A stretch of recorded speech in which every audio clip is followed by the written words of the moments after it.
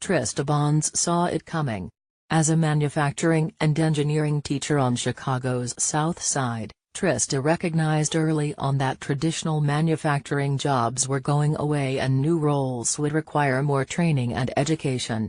Naturally, she wanted to make sure her students were prepared to work at factories of the future. Fast forward to today.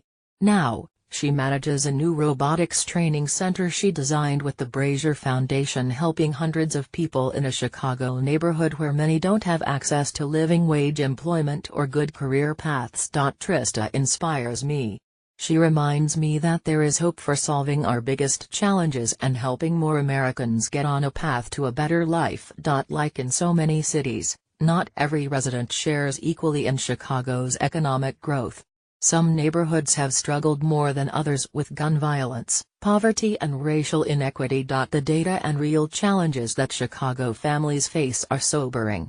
Unemployment is over 30% in some South and West Side neighborhoods. 1 in 3 children lives in poverty.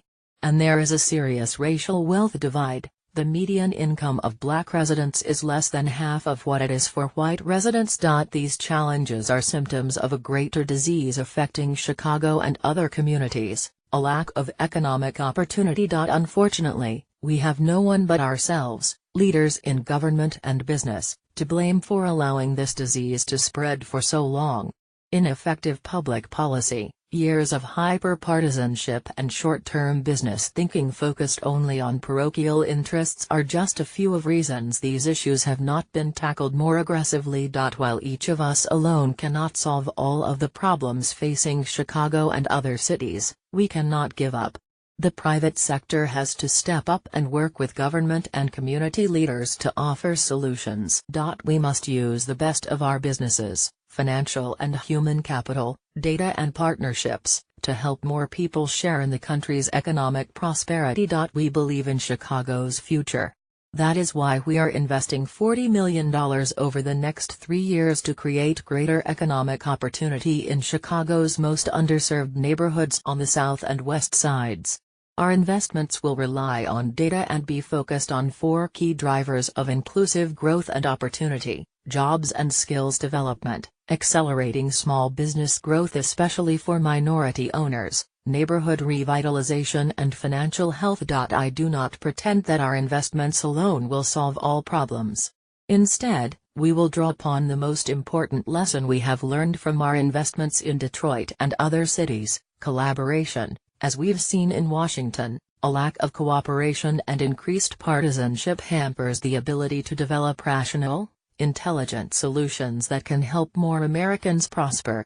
Collaboration is a recipe for success, and we are excited to work with all organizations like the Chicago Community Loan Fund, Action, and Brazier Foundation, business partners like Boeing and Advocate Healthcare, and the City of Chicago and Cook County leaders who have stepped up and are working together to help the city's most depressed neighborhoods. With a 150-year history of serving Chicago, 14,000 employees working in the metro area and nearly 6 million customers residing there, we at JP Chase know it's in our interest to help the city thrive and make opportunity available to every Chicago. Business does not have all the answers.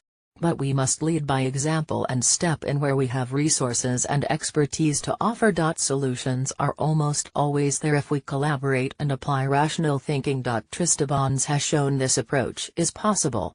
We will prevail by applying what we know works, and I believe that will lead us forward to a more prosperous and hopeful future for all Americans. Jamie Dimon is the chairman and CEO of JP Chase & Company.